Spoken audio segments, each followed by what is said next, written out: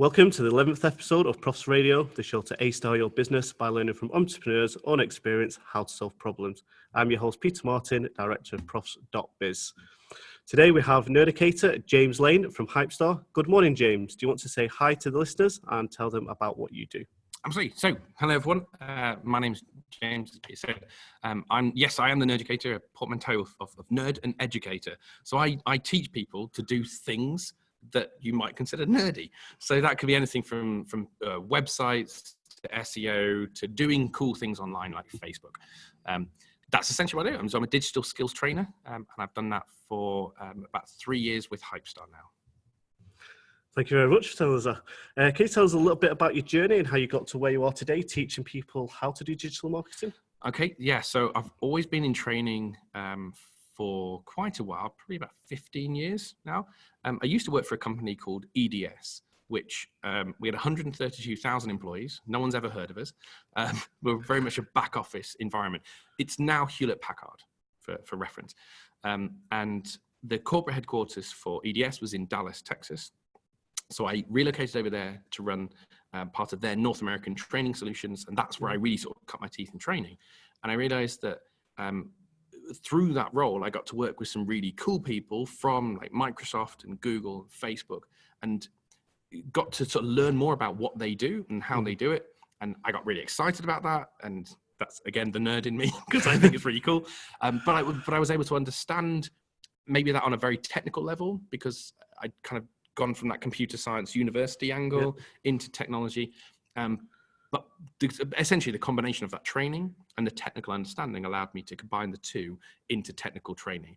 And I really enjoyed helping businesses specifically, I suppose what we call that light bulb moment, where you're kind of saying, well, look, actually, 1 + 1 = 2. And therefore on Facebook, if you do this, this happens. And you can see that business owner kind of just click and go, right, now I get it. And you go, right. So that's what I do, is kind of inspire those light bulb moments. So that journey was through that kind of technology into training. And then when I came here in 2008, a couple of changes in roles that essentially led me to go into a digital training. So we're what we refer to as a non-practicing training agency. Non-practicing marketing agency, sorry. So we teach marketing, but we don't actually do it for anyone. And that allows us to take a step back and say, we're just here to help. We take where someone is right now and where they want to be, and we bridge that gap. So a skills gap, we call it. So your training is all based on kind of digital marketing, your social media, SEO, websites, all that kind of stuff? Exactly, yeah. Any kind of sort of technology come digital marketing, where that fit is. We don't do everything, we can't. We try and specialize in the things that we know the most about and that we're the most excited about. But essentially, if something happens that's digital or online, we can normally help bridge that gap. Brilliant. Thank you very much. So as we all know, businesses present many challenges, and it sounds like you've been kind of with the big boys, with your HP and your Microsoft and stuff, and to where you are now. And I'm sure you've come across many challenges. Could maybe you tell us a challenge that you've come across in business? Yeah. So I think the biggest challenge that I faced in Hypestar is scaling the business. So for a long time, it was just me, and that was great, because I had the most control, and I don't know if I'm necessarily a controlling person. I think I am, probably more than I care to admit. But quality is very important to me, and particularly in training, I want to make sure that it's the right information delivered in the right way, and et cetera, et cetera. And so I found that as the business grew, and to achieve those growth goals I wanted and needed to achieve, it was finding the right people.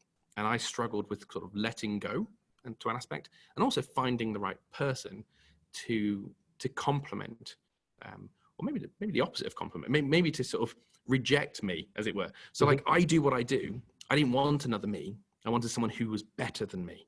And, finding someone who could do things that I couldn't do and make Hypestar better. And we found that. We just had a new hire, and it's going brilliantly, and she's wonderful, and is so much better than me at lots of different things. And so the biggest challenge, I suppose, that I faced was that scalability. We've got a 12-month plan, a 3-year plan, a 5-year plan. And to get where we want to go, we have to grow, obviously. And that might mean more people. It might mean different venues. We're sort of crossing that bridge as we come to it. But what we couldn't do was maintain the quality from a capacity perspective if I'm just always doing everything, because you fit so much in. And if you just outsource it to another trainer, you don't necessarily get that relationship. So scalability was a huge issue for me, and it was a struggle, but we're there, I think. It is kind of a hard balance, isn't it, between kind of wanting to keep that control, but then needing to grow, needing to bring other people on, but wanting them to fit into kind of your brand, into your values, into the way you do things, rather than kind of polluting it from Absolutely from other ways. Before we find out how you actually solve that issue, I'd just like to take a minute to let you know of our community, Entrepreneur Profs, where you can meet other entrepreneurs and learn from them, as well as find the tools that we recommend. Just go to entrepreneur.profs.biz. You can also join our free Entrepreneur Profs Facebook group. So James, you were talking there about how you're finding it really hard to scale, and you've just managed to take somebody on, and you've got a 5-year plan. How did you solve that problem, and was there any tools or software that helped you to do that? Yeah, so the short answer how to be solved, it was speaking to a lot of people, kissing a lot of frogs, I think is maybe sometimes the expression. Maybe that's a bit harsh. I saw some amazingly talented people, genuinely, and it was just finding the right fit. So in that sort of sense, it was just a matter of time. And what I tend to do is, I think you can only learn so much about someone in a kind of a traditional interview sense, when you kind of go, so, tell me where you went to school, and you sort of go, it's only so useful. So what I did in that sense was give that person the opportunity to actually work on something that we delivered, and sort of just say, well, show me what you can do, right? No harm, no foul. It's not about getting it right. It's about show me where your comfort level is. As far as tools go to support that, I suppose the answer to that question is every tool we use is a tool we need. But my world is wrapped up, much like yours, in tools. That's the nature of what we do. I think the challenges where tools have been most useful is that capacity side of things. Okay. There's only, well, it's not only me, but there was only me doing certain things. So I need to find a way of how tools could complement that, how apps could complement that. So saving time, that could be anything from scheduling. So I'm a huge Hootsuite advocate. I have a Hootsuite hoodie on. I very much love the brand. But that tool specifically helped us to maybe get that content out, the social media content out there at the right times without having to put too much effort in there. So I'm an advocate for scheduling. I love the sense of automation. I think it's a slippery slope, must be treated with respect, but connecting two systems together. We use a system called IFTTT, or IFT. I think it's technically pronounced. It sounds a bit weird saying IFT, but it's kind of like combining two systems together. These, this is not an exhaustive list, and I'm telling you that I use the apps, but other apps are available from your local high street retailer. But sort of just seeing where I can save time to say, well, look, if this happens, and I need this then to happen, why can't I automate that? Why can't I have this happen automatically? And that's where that IFTTT comes from. If this, then that. So automation, sort of scheduling tools, I think are a big part, and anything that can save us time. We've talked about Canva in the past, where for those who know me know that I do not come from a design background at all. So graphic design is a foreign concept to me. Being able to take a concept and be able to quickly visualize it in a tool like Canva is a massive time saver for me. And it allows me to do things that I'm frankly not skilled or qualified to do, like produce artwork, where given Photoshop, I wouldn't know realistically what to do, to be perfectly honest. It's a nice little simple tool, actually. Absolutely, yeah. It's sort of a paint by numbers for graphic design, right? So, and that's the level I'm at. That's not a criticism of the tool. I respect the tool. It's amazing. But I'm not a graphic designer. So, like I say, if you put me in front of Photoshop, aside from the literal kind of, I get what that button does, but it's just having that guidance. And so, for me, that biggest problem that tools solve is mostly around time saving. I like what you say there about automation, because there's no point using tools if it's not making life a bit easier, running things a bit quicker. Absolutely. And essentially a bit cheaper as well sometimes. And anything that helps my business grow. I love talking to people about a concept called social proof, which I know you're not unfamiliar with, but it's like in my world that would be like reviews, online reviews. And so Google reviews are a very powerful motivator for us, because it allows an independent third party to see what a different independent third party has experienced when working with Hypestar. So just understanding things like Google My Business and collecting Google reviews and what impact that has on the way you're listed in Google and how easy it is for people to find you. And when they do find you, the relationship that they can instantly form. That's something that has demonstrable impact on how my business has grown, because we've done a good job and we've been able to record that good job. So I suppose that's something that's had a big impact on us. It's a time-saving mechanism, because historically, I think businesses have always collected reviews, and then you, print those off or something. You put them on your wall, and well, who sees them? People who come to your building. Well, who comes to your building? Customers, but not prospective customers, which are the people that need to see the testimonials. So it's kind of like, it's trying to figure out those sort of, not loopholes, but like the gaps, and kind of go, oh, I've come up with a good idea. What if we could get that information in front of those people in a delivery style? And that could be, Google search or whatever platform. But that has, that's had a huge impact on how the business has grown. They're a bit more genuine, aren't they, when they're done online, like by Google? Because when they go on the website, it's like, have you kind of picked the best one, or you did a good job, so you got a review there, but the bad jobs is it on Google that you can't hide from it, can you? It's right there. And I love transparency in my brand. So I actually do take Google reviews and put them onto the website, but I don't gate them in any way. So anyone leaving a review, that review goes onto the website, and I put a link to say, look, here's the link to our Google profile, so you can check and make sure that I haven't policed any. But that means if someone comes along and says something maybe less than amazing, it goes on the website, because I go, you know what, as long as it's genuine, that it should belong there, because that means we've made a mistake and we need to get better. And so it holds us to account. And we have a survey form that we send to our learners. 2 questions, that's it. Because we found that a lot of questions people tend not to answer either at all, or if you have a lot of questions, people just tick, like it was brilliant all the way down, which is lovely at first glance, but it doesn't mean anything. So we say, we just got 2 questions for you. And the results from that, so that's an electronic survey. The results from that survey are published instantly on our website. Right. There's a gauge that just kind of says, this is what % of our learners feel this and that. And as soon as they answer the survey, it just updates that and it just goes live straight away. And that, again, is about accountability. We think we do a good job. We ask people to verify that. Why shouldn't we publish that information? And we're never going to get 100%, but I think people respect that you deal with that. And using Google is a good way of using technology to demonstrate that to people. Absolutely. When you're replying back, there's no point just kind of leaving the comments, is there? So we're never going to get 100%, but it's how do we deal with that little bit of difference, I think. That's very true. Matters. There's actually a really interesting, I think, from a marketing psychology perspective, suggestion that a 100% success rate is less credible than a 99% success rate. So getting that sort of 4.8, 4.9 out of 5 stars value, it seems that people are more likely to gravitate towards that. And of course, if you do get a review that's, I don't mean like just someone saying this was awful and that person's probably not genuine. Theory. No, perhaps probably not a fair statement, but like I'm saying, like, ignore trolls, right? Because that's an issue we can't address here. But if someone just says, do you know what, I engaged with your business, I had a service that would be less than what I was expecting, you then have the opportunity to say, do you know what, thank you for letting us know that's not the standard we set for ourselves. We're going to fix it by doing the following things. Now, if I then come along as a prospect and I look at what it's like to engage with a company, I'm really going to look for that negative feedback because all the positive feedbacks, it's all the same. It's okay. It's useful, but it doesn't tell the story. I see that negative feedback and then I say, I accept that in life, stuff happens. I want to know how you will deal with that. That's the one I'm going to be gravitating to. So that, if you've got 4.9, just to be clear, I'm not saying there's anything wrong with having 5 stars. That's really, we strive for 100%. But the reality is it doesn't always happen. And I was having this conversation with the group yesterday and one said, do you know what? I just would never, ever give 5 stars. I'd never give 100%. There's always room for improvement.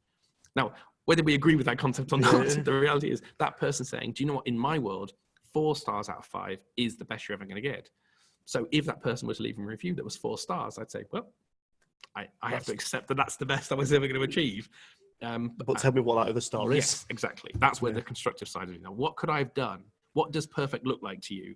And if people feel that their experience with you or I or whoever is perfect, and I've certainly had it, maybe a meal or something you've had, and you go, yeah, hit the nail on the head, perfect. Other times, less so. But I love that accountability and I love that transparency of just saying, you know what, this is what it's like to work with us or for us or whatever.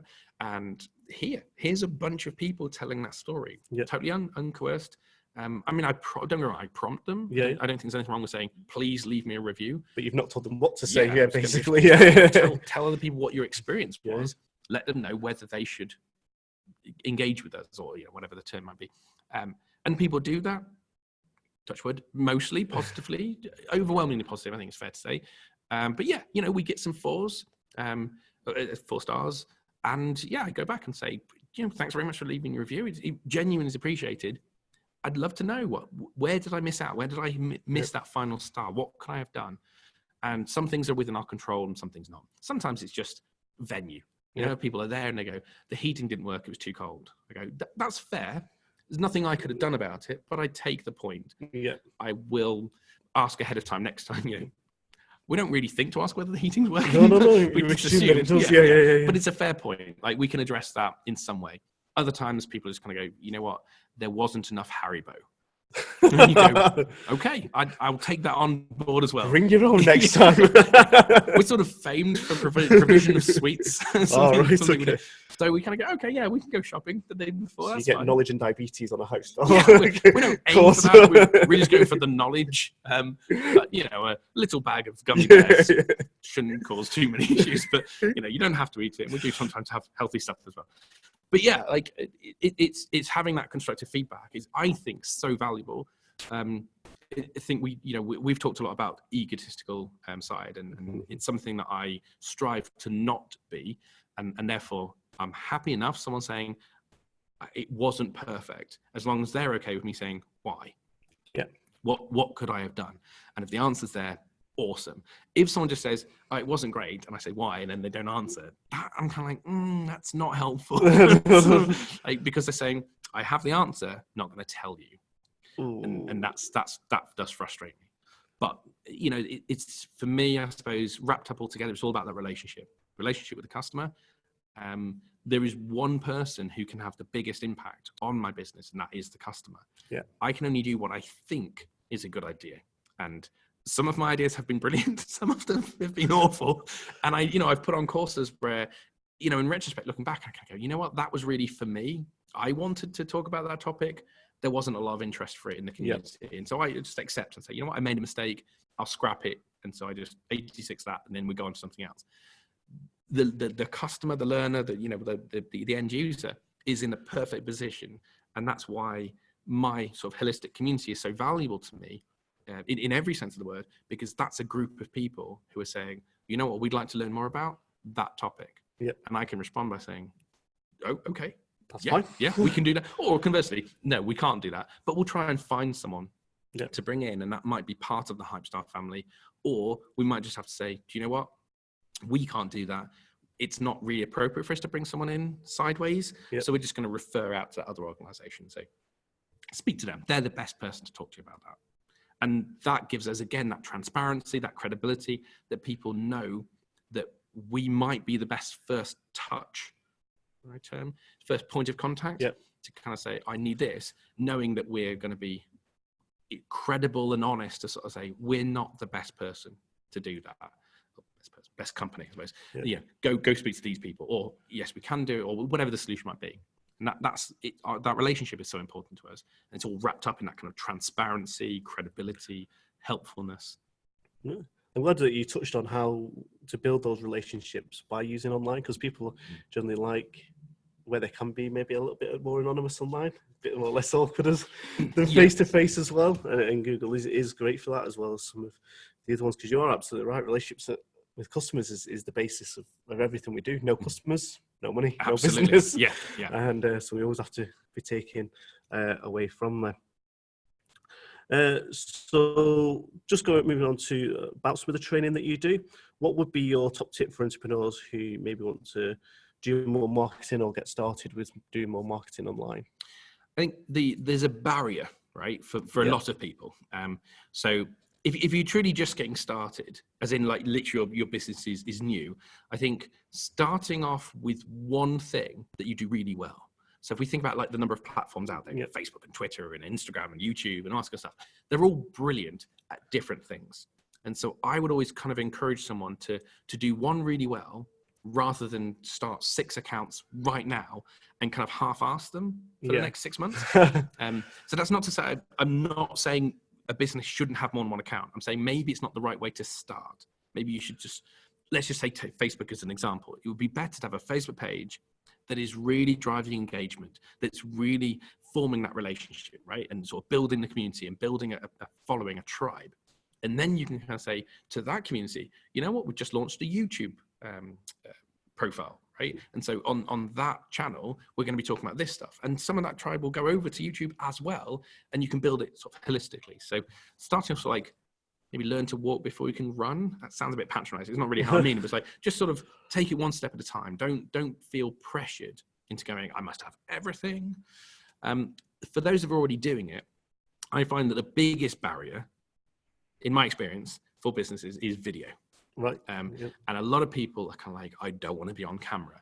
And I get that, right? Because the first time I did it, I think everyone gets a little bit nervous about being on camera because it just is, right? I'm a massive advocate for live. So Facebook Live, YouTube Live, Periscope, whatever you want to use. Just in as much as, I just think it's such a powerful thing, but it takes away all that pressure where you kind of go, well, it doesn't have to be polished, right? There's not saying anything wrong with polished video. If you edit and add in your stuff, great. And we do that too. But just be able to hold a phone and just kind of go, click go live and go, hi. Now that's an incredibly powerful thing because you're shifting from that monologue that we've always traditionally had to a dialogue, because now people can talk to you. And again, it's back to that relationship.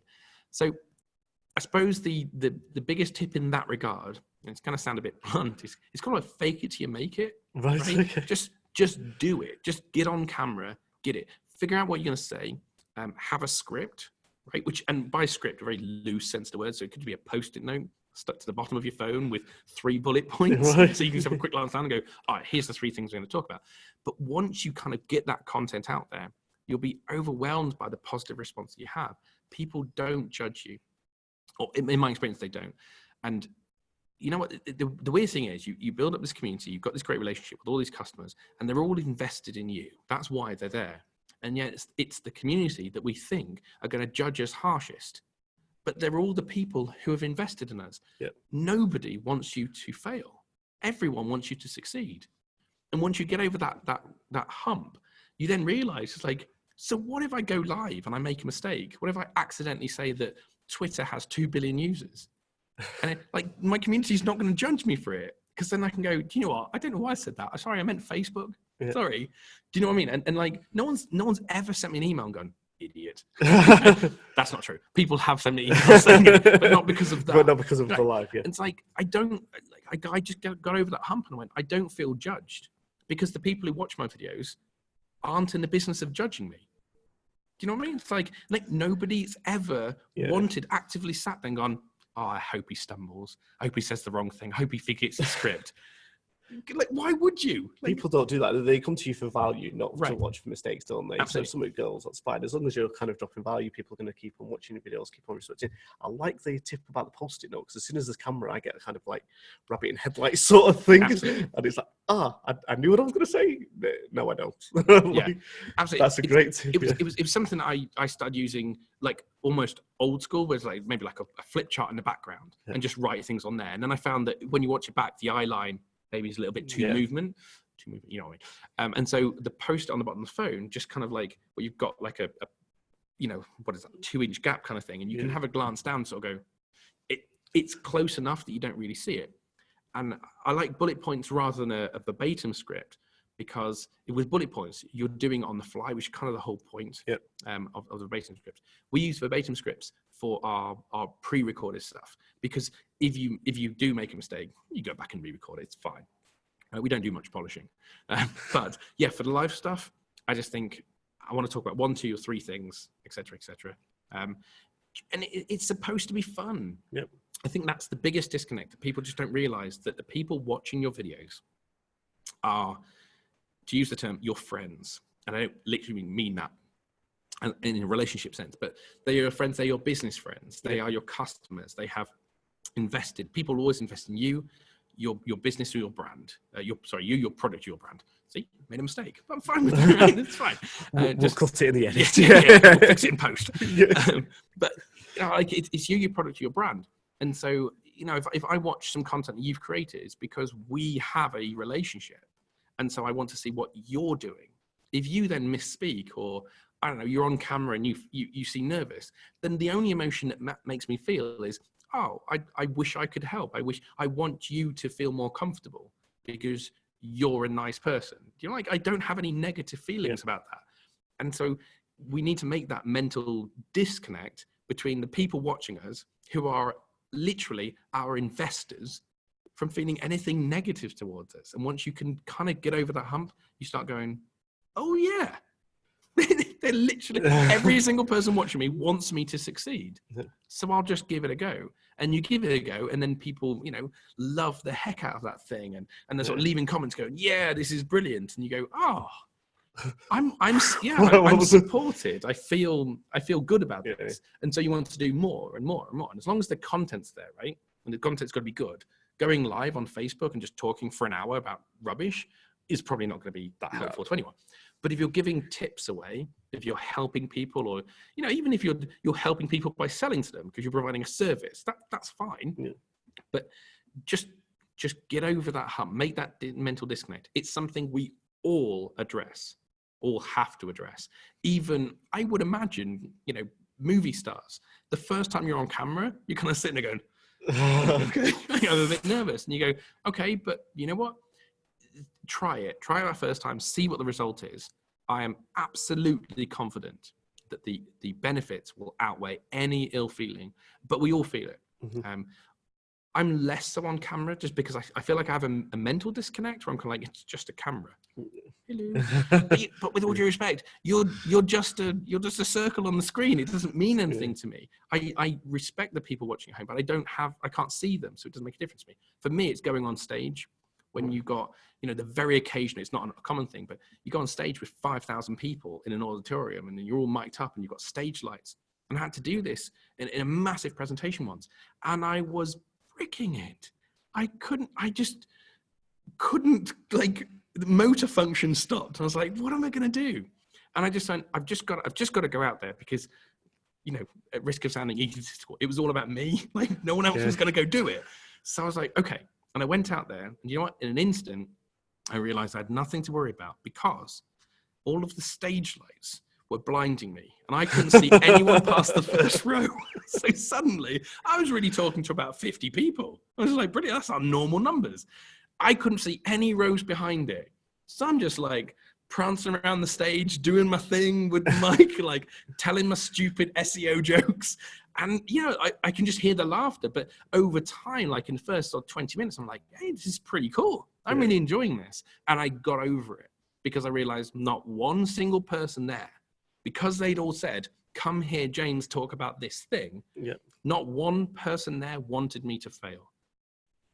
Sometimes we can be our own biggest critic. Absolutely. I like what you said about where people come to watch you succeed. And it's true.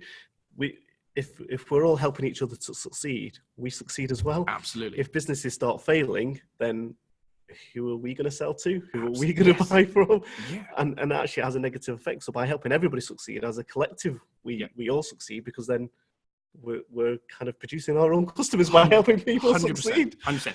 I love the concept of stronger together. We absolutely are. Life is not a zero-sum game. Yeah. Your gains are not my losses, right? For every time you succeed, it has no negative impact on my business at all. So why shouldn't I want you to succeed? Because if we have a great relationship and you succeed, at some point you will either be able to engage with me on a business sense or refer to me, or or vice versa. And that's not an expectation, don't worry. But like, that's just, if I have helped you in some way and you have helped me, then we are stronger together. And at some point we will have the opportunity to repeat that or reciprocate that or whatever. And we absolutely are stronger together. Not just you and I, but that too. As a society, as a region, as a business community, right? And like, people who, I genuinely know people who get really upset because, I don't know, you win a contract and like, oh, flipping Peter. And I'm like, what? How on earth does that have any negative impact? Yeah. And I don't even mean people who are bidding for the same work. Yeah. It's just like, what do I care? Like, good for you. Yeah, go you. I want you to succeed. Why would anyone actively seek out failure in others? It makes no sense. It's a sign of a sociopath. Yeah, well, you get it when you go to networking, because obviously one of the things I do is websites, and you go to any networking event, and there's always a few of you. Yeah. And then some people get really like offish, like, oh, well, what was the point of coming to this networking event if you're there? And you're like, well, actually, there's things that I don't specialize in, or things that I don't do that you can do, or somebody might be looking for a kind of a different budget plan or something different. And actually, it's always worth making these connections, even with people in the same industry. Like the amount of times I've subcontracted to other people. Yeah. I really don't like the term competitors, because I don't think I have any competitors. I have collaborators, people I can work with. But to use the term competitors, I love on paper my competitors, because you know what? That's what makes me as good as I am. Because it's constantly trying to be first to market, trying to come up with new ideas to kind of go, I want to deliver something that no one else is doing. I want to deliver it in a way that no one else is doing, because I want to stand aside. I want to have the opportunity to help as many people as possible. And if it is my competitors that are kind of saying, you know what, we're going to deliver this topic and this topic and this topic. And I go, okay, well, what are they doing really well? And I go, okay, well, maybe it's a case of saying, I think they're doing this topic, but it's not as well as I can do it. Okay, I can do it. I can do it too. Sometimes I look at it and go, do you know what? That person right there does that topic brilliantly. Yep. And I will happily refer to them if they deliver better than we could. And we've had those people write training for us, deliver for us. We've invited people to write in our guest post on our blog service and say, you know what? You do it better than we do. Respect to that. Come be part of our community and see if you can get any business from that. And it's not always reciprocated, and that's fine. It's not the point. Yep. But seeing where those gaps are, that competition drives us forward. It keeps us thinking about what can we do to help our community. The credibility is so crucial, because people know when you're bullshit. Yeah. To lack of a better term, Absolutely. So yeah, it is good to kind of look at competitors, collaborators, and go, actually, you can fill a gap for us, so that gives us the credibility, because we're using people that know what they're doing. Yeah, absolutely right there. So we have talked a lot about different types of tools and stuff, and you mentioned some of the ones you like Hootsuite and things like that. What would be your favorite tool that you would recommend? And I know you've probably got a huge favorite list that we could talk about question. These all day long. Wow. That's a really tough question. Okay. Should I say your top 5? Top 50, maybe. Top 50. Like it depends on like the task, I suppose, right? So for social media management, I do love Hootsuite. I think it's one of the best ones out there. But the other ones are really good as well. It's a tough thing to kind of say, like, because I'm not saying I think Hootsuite's really good, but Buffer's really good too, and you know, so are lots of other things as well. But like, I just think Hootsuite for me provides the biggest span of things. I think within the productivity world, I'm a massive G Suite fan. Yeah. I think a lot of people read into that I'm anti-Microsoft. I'm not. I think they do a lot of things really well. I just think G Suite's better. And, you know, I think social is so demographically driven. To say which one's the best is tough. But my favorite, I'm a big YouTube fan at the moment. I'm really kind of exploring that in a very kind of James way, makes sense, a very technical way, and very sort of trying to understand my way around that. But it's not to say that I don't like Facebook and Twitter and Instagram. It's what, I suppose recently I can't forget her name. There's a lady who's got TV series on Netflix, and it's also to do with tidying and stuff. Right. And she used the expression like, what sparks joy in your life? And I love that thing, because I kind of, you know, if I teach something in a class, there's things that spark joy in me, and I feel really excited to help people with, let's say, YouTube. I go, we can do some really cool things with this, or you know, let me show you how Facebook adverts work, or how easy SEO is. These things spark joy in me, and so that is what I maybe interpret to mean favorites. Right. But I have so many of them. It's a really tough one. But I think thinking in the context of helping businesses and entrepreneurs. I think the first thing I would love to see businesses take on board would be the productivity side. And so I think having a professional business email is perhaps something that a lot of people skip. And I think that's a massive problem. And I've said, and I'll say publicly right now, I will not do business with someone who doesn't have a domain name. It's really, it's frustrating as well when they actually have a website and it only takes 2 more buttons Absolutely. to get an email address. It's no brainer. You get stuck behind like a white transit van kind of thing in the traffic lights, and it's kind of like, you know, Bob's Plastering, visit bobsplastering.co.uk or email bob@yahoo.com. You think, what? Why is that a 2 more buttons? Yeah. And every time you give out your email address, you are, by definition, advertising your website. Yeah. So it's a missed opportunity. And so it just, because I get so much spam from usually SEO consultants, and I say consultants in inverted commas, they always come from Gmail addresses. And it's because they know that if they get flagged as spam enough, they can drop the email address and they can take them another one. And whether right or wrong, that has created now the sense that I will say to people, I won't do business with a Gmail address or a Yahoo or a Hotmail because they just look like disposable addresses. So I instantly just kind of go spam. Yeah. And so it makes no sense. And so I would love businesses to see that first step between, okay, I've got a business idea, therefore a name. So I go, get a domain name, get it before anyone else gets, because it's first come, first serve, right? Yeah, it is. So you get an email address, stick a website on it too, and then there's loads of other stuff you can do. So I think if I had to pick my favorite, I'm going to say it's going to have to be the productivity side, and therefore G Suite. I think it's phenomenal enterprise solution at ridiculously cheap prices. It is. I mean, I do not sell G Suite. Just for the record, I'm not commissioned from them to say this. Right? No, it's good. We're using G Suite right now. Actually, it's quite good. Quite good. It's all right. It's all right. Very good. Very good. There are certain things I missed from Microsoft. Okay. But G Suite overall is just easier, particularly because all my devices are Google as well. So everything just fits in with that. Find out where. So how can people connect with you and Hypestar as well after this? And also, is there anybody that you recommend that we would interview for this podcast as well? Okay, so connecting with Hypestar probably comes as no great surprise. We're on social media. So come some on social media. Website is hypestar.uk. From there, you'll be able to find everything from Facebook page, Twitter, YouTube, Instagram, etc., etc. So we love to have conversation. We are, as we said before, all about the relationship. So what my plea, or my call to action, I suppose, would be: please don't just follow us. Come say hi. Right, talk to us. You might speak to me, you might speak to Amy or Nick or someone, but like come say hi online, right, and actually have a conversation with us. We want to have a really good relationship with all of our followers. As far as who, I think you'd love talking to James Ibbotson from Visual Punch, if you've not already talked to him. No, I haven't talked to him. Lovely guy.